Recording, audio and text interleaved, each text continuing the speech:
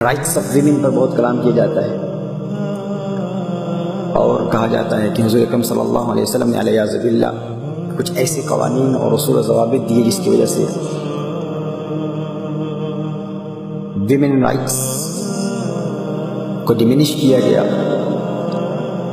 حضور اکرم صلی اللہ علیہ وسلم کی آمد سے قبل اگر ہم مختلف معاشروں پر غور کریں، مختلف تہذیبوں پر غور کریں، بیبلونین سویلائزیشن میں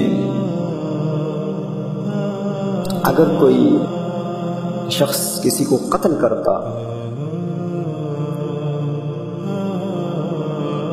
تو بدلہ اس سے نہ لیا جاتا، اس کی زوجہ سے لیا جاتا۔ یہ بیبلونین سویلائزیشن کا حصہ ہے اور یہ ایک تاریخی حقیقت ہے کہ اگر کوئی شخص کسی کو قتل کرتا تو اسے یہ حق حاصل تھا، اگر وہ چاہتا، وہ کہتا کہ میری زوجہ کو قتل کر دو، بدلہ میری زوجہ سے دو، تو اسے یہ کہنے کا حق حاصل تھا اور بدلہ لیا جاتا۔ اسی طرح گریک سویلائزیشن کو دیکھیں، اسٹڈی کریں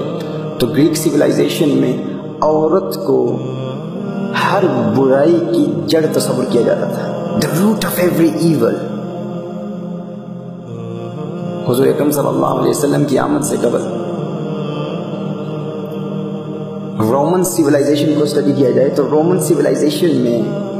ایک خاوند کو اپنی زوجہ کو قتل کرنے کا حق حاصل تھا۔ وہ چاہتا قتل کرتا تو کرمنل افینس نہیں سمجھا جاتا، جس نے کوئی کرائم کیا ہے، یعنی a husband had the right to murder his wife۔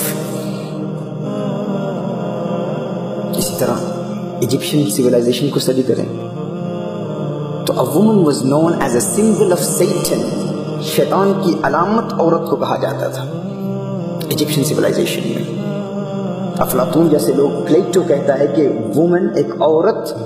یہ انسان ہی نہیں ہے، وہ عورت کو انسان ہی نہیں مانتا، وہ کہتے ہیں کہ انسان کی خدمت کے لیے بنائی گئی ہے۔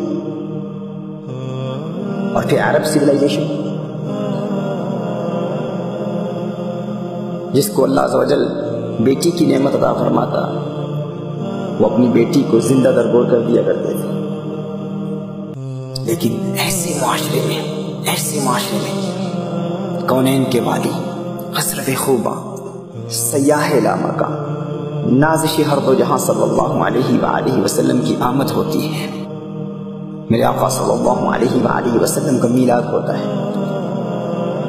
اور حضور اکرم صلی اللہ علیہ وسلم کے دور میں ایک واقعہ ہے کہ دو بیٹوں نے اپنی والدہ کو مارکیٹ میں جا کر بیچ دیا۔ یہ حضور اکرم صلی اللہ علیہ وسلم کے دور کا واقعہ ہے، لیکن اس وقت آپ صلی اللہ علیہ وسلم نے ایسی تہذیب سے آری قوم میں ایسا انقلاب برپا کیا، ایسی ریولوشن پیدا کر دی کہ وہی لوگ جو منڈیوں میں اپنی ماں کو بیچ دیا کرتے تھے، ان کے دلوں میں یقین پیدا ہو گیا کہ میری ماں کے قدموں میں جنت ہے۔